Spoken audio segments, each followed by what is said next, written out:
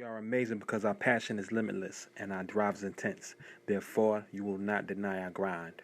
You are now listening to the Faith, Grind, and Inspire podcast. Welcome back, everybody, to another episode of Faith, Grind, Inspire. I am your host, Jean Alerte. Thank you so much. Hope you guys enjoyed the last two episodes of the podcast. I want to thank all our listeners. Thank you for tuning in this new year. Today we have a special guest, and her name is Faith. What's going on, Faith? Hi, I'm amazing. How are you? Good, Thank you so much for having me. Oh, no problem. Thank you for coming in. You know, I know it's cold outside. Yes, freezing, but you can we be made anywhere, but you're here with us and giving us some inspiration. So, Faith, Grind, Inspire podcast is all about entrepreneurship. It's all about the mindset of entrepreneurs, right? So, on this show, we try to bring on guests to talk about their journey, talk about how they got there, like why they're doing the things that they're doing, right? Yeah. And then to help our listeners get to that next level, you know, we call it level up, right? Definitely. So let's start out.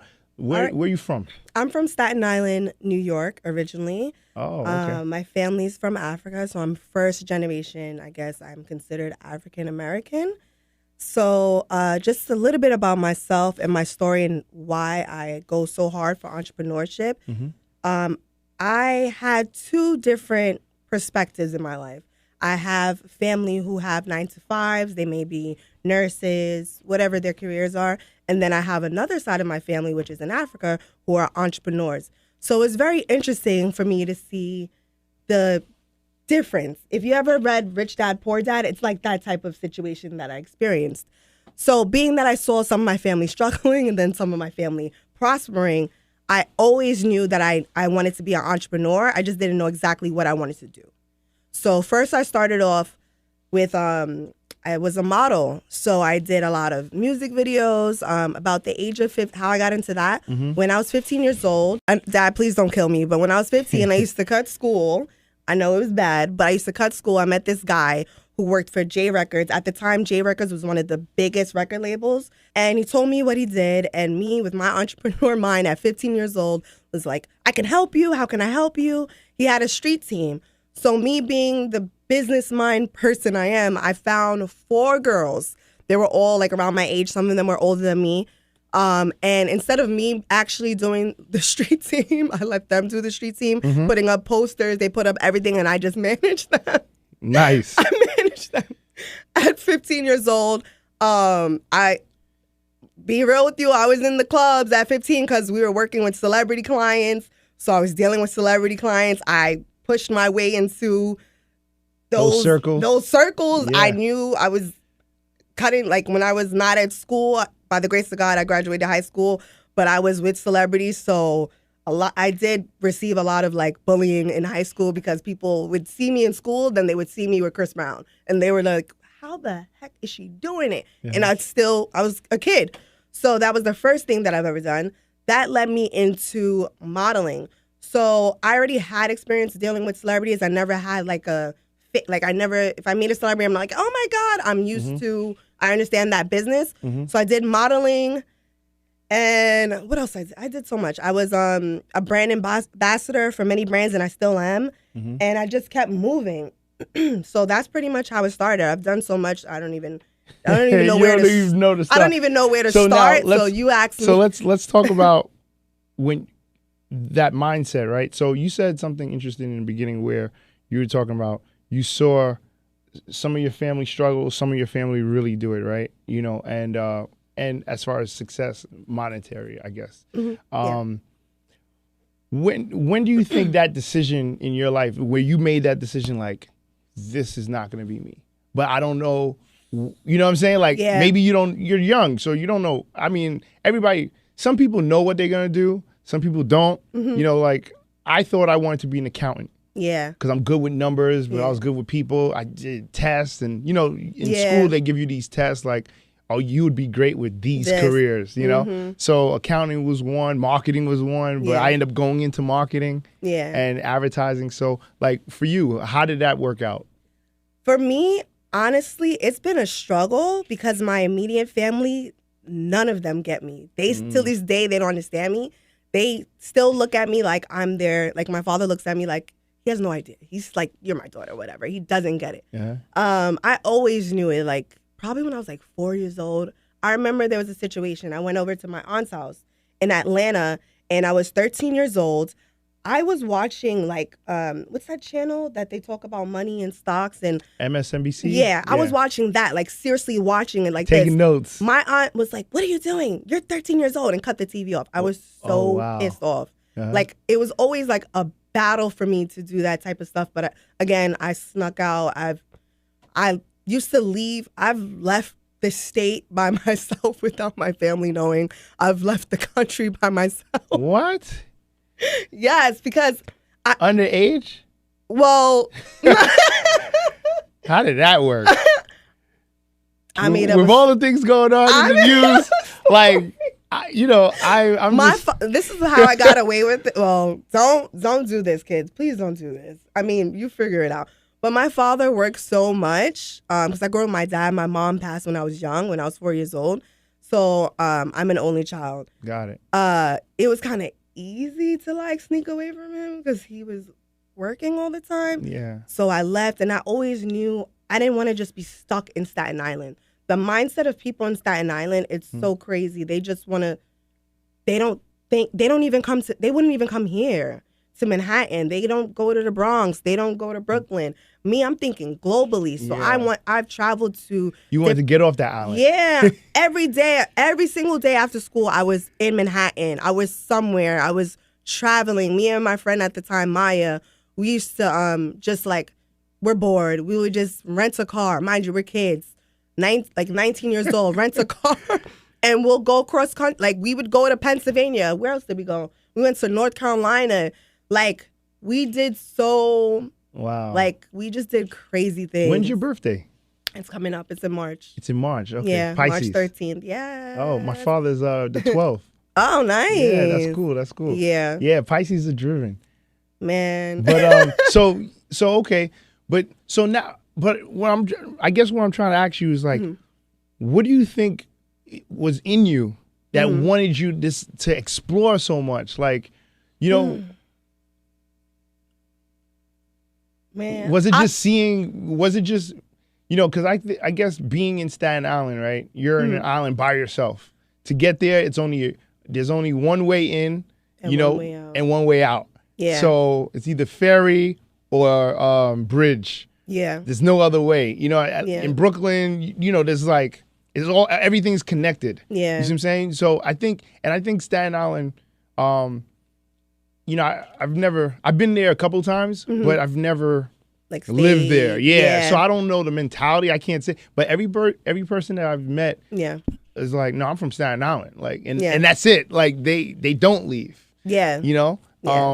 So I think maybe, I don't want to put words in your mouth, but I think that maybe because you saw that and you're like, nah, it's bigger. The world is bigger than just Staten Island. Like, we need to leave. We need to. And I've seen you need to explore. And I think because when you got that internship and that opportunity with J Records, it exposed you to a whole nother life.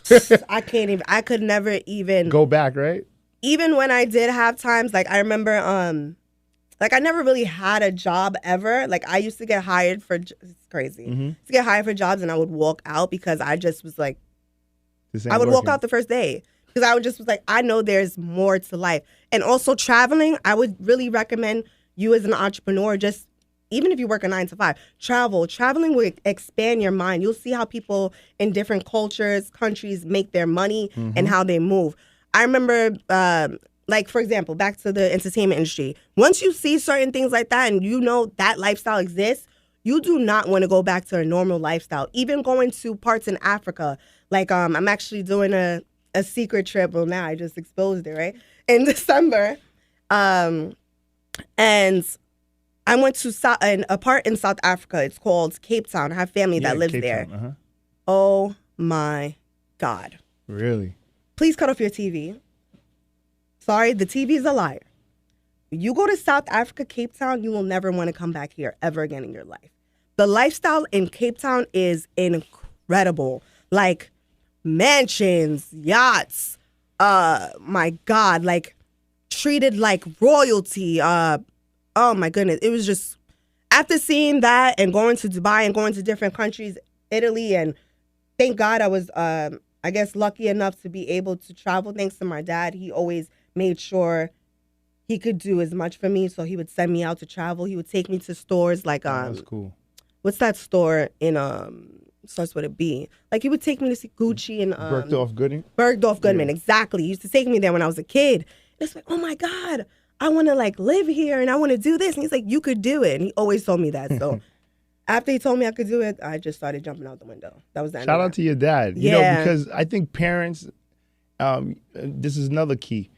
Expose your kids. Yeah. You see what I'm saying? Yeah. Like, change their paradigm, because when you show your kids the best, even if you can't afford to give them the best, Yeah. right? Show it to them. Show them that this is an opportunity, this is an option. Yeah. Because when you see that world, you'll be able to say, okay, I could reach for it. Yeah. You know, when you don't expose people to certain things, they don't know. So they just assume whatever they've been seeing their whole life is what it is. I know. You know? So if they think people of color can't own real estate, guess what? You're never going to own real estate. Yep. Because if everyone in your family never owned real estate, Yep. you know, you've never owned it. You know what I'm saying? It's not going to work. Now, talking about real estate. Yeah. You got into real estate, right? Yes. So yes. let's talk about that. So- Like, what made you get into it? Okay. So that was really random too. I wanted to create my own brand, which I have now, but I didn't want to go to the bank to get the money. I wanted to use my own money. So I was thinking of different ways to generate income. And I found this seminar. I think I was around 21 years old. I found this seminar in Brooklyn, and I went there, and the woman who was hosting the seminar, she looks just like me. And I didn't know people like me could do real estate. I had like a very closed mind. So I saw her doing it, and she looked like me. And I'm like, she's doing it, and she's killing it. And that, she just motivated me. What's your name?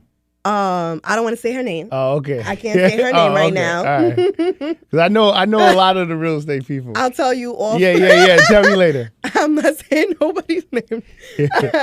But yeah, so I saw her, and she said to everybody, but she was looking at me in the seminar, and she was like, why don't you own a house in Harlem? And I'm like, I'm 21 years old. She's like, so what? I was like, I'm like, damn, you right? I'm like, so I saw her doing it, and I ended up working for her. That didn't pan out the way I intended it to.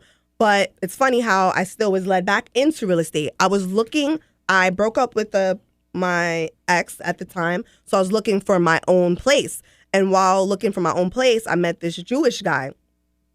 And I was complaining about the apartment. I was like, it's beautiful, but it's too small. I need an office. And he's like, how old are you? What do you do? So I'm like, I just got my real estate license. I can't do this. Get me something bigger.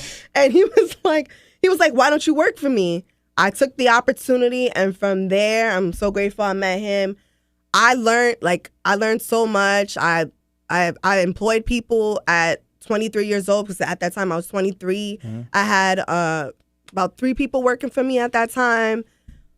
Property management, mainly rentals, but like a lot of property management, Airbnb, and the rest is history.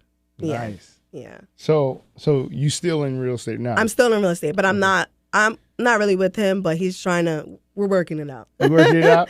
We're working it out. All right. So you have your own company now? No, I'm actually a free agent right now. Free agent. Okay. But I have like access to investors and a bunch of different. So where do you clientele. focus your real estate? Brooklyn. Brooklyn? Mainly Brooklyn, Okay. but all over. So actually after this interview, I have a meeting about real estate. Oh, cool. Yeah. All So right. I'm working. All right. So you how is it managing team? At 20, you said 23? Yeah. Honestly, it was a lot, but we got it done because me as a manager, I let people do them. I'm not trying to control anybody. When you hire good people, you don't have to like oversee them. They know what they're doing. You just lay it out for them, get the job done. So I wouldn't really say it was difficult.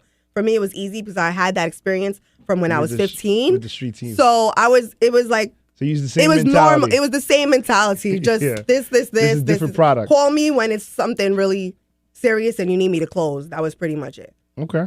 Yeah. All right. So you're writing a book, or The book is done and it's written. Okay. So by the time this is done Uh-huh. out, it'll be out. Oh, nice. Yeah, so my first book, so nervous to write that book, but a good friend of mine, I'll say his name, Conrad, Uh-huh. encouraged me to finally publish my works. I've been writing all my life as well. Congratulations. Yeah. Man. So shout out to Conrad, because that's Yeah. another key. Yeah. Surround yourself with people Good that's going to people. lift you up. He's awesome. You know, so like there's sometimes, a lot of times when we don't listen to the higher powers that tell us like, look, do this, do this, do this. Mm-hmm. Sometimes it's somebody else that comes in and says, hey, you need to write this book. Mm-hmm. You know, now the book is seven secrets, right? 7 Mm-hmm. tips. The seven secret keys to transform your life and level up. Oh, I like that. Yeah. Level up. Yep. It's time to level up.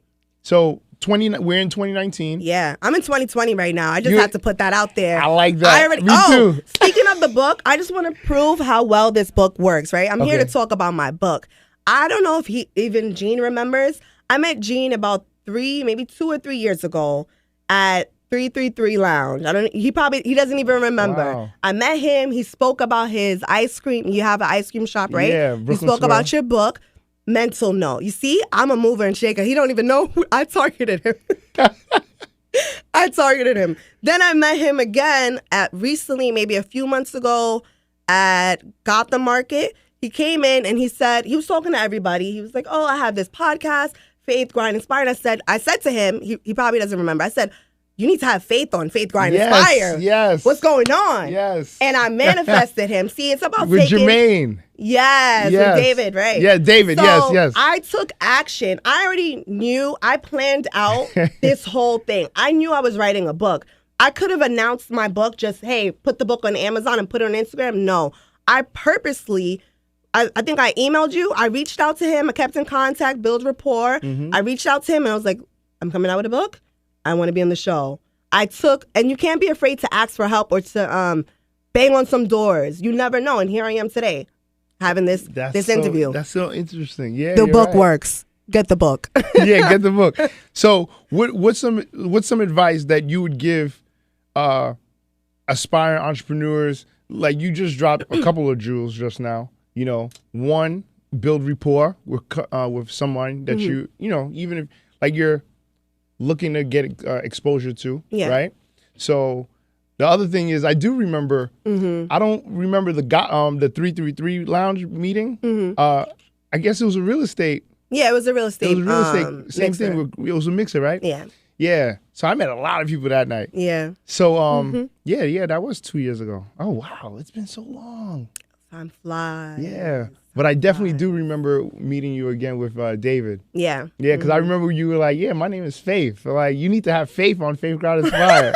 So, You got to put yourself out there. Yeah, no, you have no. to, because sometimes people talk a lot too. So I don't even blame you or anyone to be like, okay, but you have to like put yourself out there. Like I just said, after this, I'm still have other things, you know, still making moves. Also, follow up. Follow up, follow up, follow up, follow up. Another major key that I feel like is just in me is to add value. I don't just ask for help or ask for favors without adding value. Outside of a gift, like how can I help Jean? Let's say I have an event come in that they want a bunch of authors. I'll invite you to that event or just add value in some way. Like today, I invited one of my friends here today. Unfortunately, he was unable to make it. But because he added value in my life, I'm adding value to him. Make people make deals. You don't just tell them what you do. Ask about what they do and see how you can help them. Absolutely. That's another great one. So talking about adding value and giving back, and you have a charity, a global charity event. Yes, I right? do. So you have, I see TJ Maxx, Trader Joe's, UPS. What's that? Talk to me about those, because That's crazy. Those are big brands. That like blew my mind. I was crying the entire November because I couldn't believe like the support. So the Faith Forward Global Foundation, that's my foundation. I've been doing work like this all my life, but secretly. So it's like, once again, my father, my wonderful dad, he always instilled in me about charity, giving back, like clothes you don't wear. We drop it off to shelters. We give it away. there's one instance. I remember being in Zimbabwe, a part of Zimbabwe. Also, I want to shout out to all my people in Zimbabwe because I know you guys are tuning in. Everybody in South Africa who supports me. I'm coming there. I'll be there in December. I will see you very, very, very, very soon. I remember when I was a kid, about 4 years old, my dad took me to Zimbabwe because that's his roots. And I saw these kids. They were walking around with no shoes. And I thought they were doing it for style. I didn't know. And I'm looking and I'm telling my dad, I took my shoes off. And I'm like, Dad, I want to be like the kids. I want to be like them. And my dad told me, he's like, no, they don't have shoes because they can't afford it. And I'm like, oh, my God. I took my shoes off of my feet. I gave it to those kids. And they were so happy. The mom was happy. So I've been doing stuff like that, And talking about this past year, I had a goal. I had a vision. I don't want to get too religious or anything, but God gave me a vision. And I had this vision of this big block party. And I remember texting my sister, right? And I'm like, I think I'm going to do something major. I think I'm going to feed a lot of people and help a lot of people. Mm-hmm. But it was too cold to do a block party. So this is how the event came into play for feeding 100 families. And I just put it out there. I asked for everyone's help. People donated. I want to shout out to David as well. David Germain was one of the sponsors. I had a bunch of other sponsors. TJ Maxx saw what I was doing. They saw my YouTube. I also have a YouTube channel, which is Faith Forward TV. They saw my YouTube channel. They saw my Instagram. That's why it's so important to market and to expose what you do online. Take advantage of social media because I've been granted a lot of opportunities because of my social media and the way that I purposely brand myself. TJ Maxx saw that. They came with trucks. I couldn't believe it. Wow. With trucks. If you would have been there, the people that went there, they know. Trucks of food. I want to give a shout out to a good friend of mine. She has a brand. It's called Brooklyn Rebel. She gave us so many clothes. We gave away clothes, gloves, hats because we knew winter was coming. Clothes, hats, shoes, everything, food. Nobody was hungry. Nobody was thirsty. We fed I don't even think it was 100. It was over 100 people. Wow. And when we got to when I got to that venue, I knew people would come because of the way I advertised it, but I couldn't believe how many people came to volunteer and how many people came. There was churches who came that knew me. I didn't even know them. That came and gave sanitary napkins for women. And they were telling me their stories. I didn't even know this type of stuff goes on. I don't want to start crying, but thank you guys so much. It was incredible.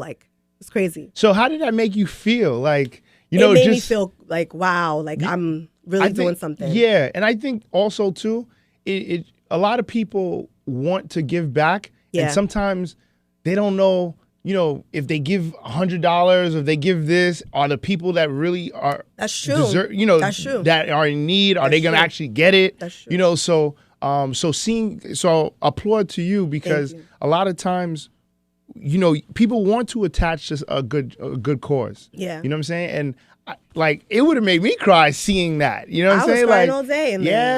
That's a blessing. That's a blessing. Shout out to you. Shout out to everybody that participated. Yes. Prayers to those families. And, hopefully by seeing that, this year is going to be a really great year for them. Yeah. And then now this year they could pay it forward and faith forward, right? Yes, faith forward. And so now they could give back to another family in need. Yes, definitely. And this is something we do annual. So we still have November. We're going to do it all over again, but we want to do it bigger and better. Also, shout out to AMNY who wrote an article about us too, which that's how some people found us. Thank you guys so much. Thank you. That's dope. So, okay. So that's a charity. What's sponsored? Let's talk about that. The sponsors, that was TJ Maxx, the Brooklyn district of TJ Maxx. I wish I had their names. I would want to say their names. You said Trader Joe's, UPS. What did UPS do?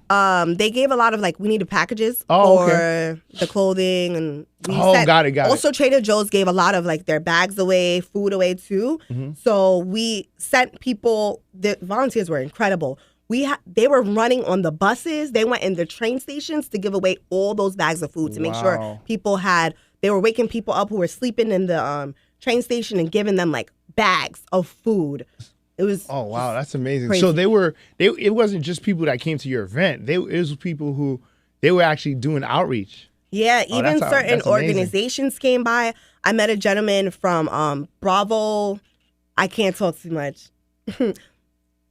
A meteor source. Yeah. He came as well. So there's certain things I can't speak on because, like I said, I'm in 2020 right now. So I'm going to let this year play out. That's cool. Yeah. That's good. So, all right, that's good. I like that. I really see that from where you started in the music industry to, giving back to the real estate. Everything is going forward. Yeah. So I like that, faith forward, right? Thank you. So is there anything else that you want to tell the people, like any advice, like for the 2019? Yeah, I want to give you guys real advice because I know you guys watch a lot of interviews. If you're serious about this, you probably read so many books. And I know it sounds so cliche, but you really got to stay the course. It was not all rainbows and beautiful. There's been times I wanted to quit all the time. You're going to lose some friends. Some family members might not get you if they're not on the same mental or frequency. You might lose your relationship if they don't get it. It happened to me. You gotta want this more than you want anything in life. You gotta fight for your dreams. I like that. I actually like that a lot. So now how do you deal with that? Because you have to be really resilient, and because if all the people around you and people that you love and people that like a relationship, this is somebody that you're trying to build with, if they're not supporting you, like how do you, like what type of mentality do you think a person has to have, or what did you have in your mind to help you paint it forward and stay focused on the process? Honestly, and it's in the book too, you really got to work on your self-love. And trust me, it's hard. It took me a long time to it hurts. I lost my best friend because of this.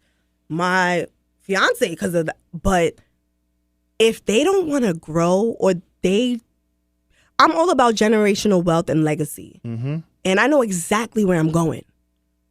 And unfortunately, if you don't get it, you got to go. I'm glad you said it. No. And I said that first episode. People dislike me. A lot of people dislike me for saying that, but guess what? They come back to me a year, 2 years later, and they say, you know what, Faith? We thought you were bougie, or we thought you were, whatever, but thank you for saying that. Because I said this at my charity event too, because they asked me questions, right? Time is going so fast. You could play yourself if you want to and stay in that relationship, or stay with those friends that are always talking about, I don't know if you have people like this in your life, that little radio show you doing, or your little business. When they talking like that, or you start seeing the jealousy from them, you got to cut them off. Because if you stay, you're going to start to believe it. And your mindset is everything. I want to say a quote for you guys. Is protect your mind and protect your mindset. Me, I would say last year was an interesting year for me, but last year showed me how much I'm willing to protect my mindset. I will not allow people or pet you, because I've had family even up to this day. They still don't get it. I'm like, you still don't get it. You see what I'm doing. If you go on my Instagram, I'm not a name dropper. You go and you could do your own research on me. How do you think I get around these people? You don't just get around these people just by following the rules. You got to break some rules. If they don't get it, you really got to cut contact. Sorry, but you do. Yeah.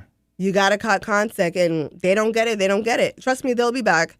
Yeah. They always come back, but you got to choose you. Choose yourself.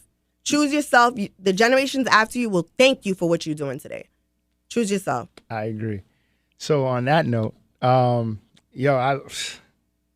glad you saying this, because And I'm keep saying it too. I say it all the time, but I'm just happy you're saying this. Yes. So because it's true, it's totally, that's just how it has to be. Because if you keep going backwards and trying to appease people and trying to make other people happy, you have to make yourself happy. Yeah. So that's come first. You come first. Yes. So self-love. That's the biggest takeaway for you. Self-love. Okay, cool. And keep learning. So what's your Instagram? How do people find you? Yes, my Instagram is faithforwardtv. You can also find me on YouTube, which is faithforwardtv. My website will be out soon, so just faithforwardtv on Instagram is how you can find me. Cool. So thank you, Faith, for you. blessing us on this episode of the podcast. You know, I appreciate you coming down. Thank you. I felt a lot of passion. We Yeah. definitely got to connect on a couple of different things. I want to do some things with you this year with real estate and workshops and stuff like that. Yeah. So thank you. I hope you guys had enjoyed this episode of Faith Grind Inspired Podcast. You can find us every Wednesday, and tell your friends if you have any questions. Please let me know. You can email us at podcast@faithgrindinspired.com. Thank you to the OG Podcast Network. Thank you to our producers, Tim and Jamie and Brianna. Thank you, Faith, once again for coming in. And that's it. See you guys later. I hope you guys been grinding out. It's almost the end of the month, so let's go.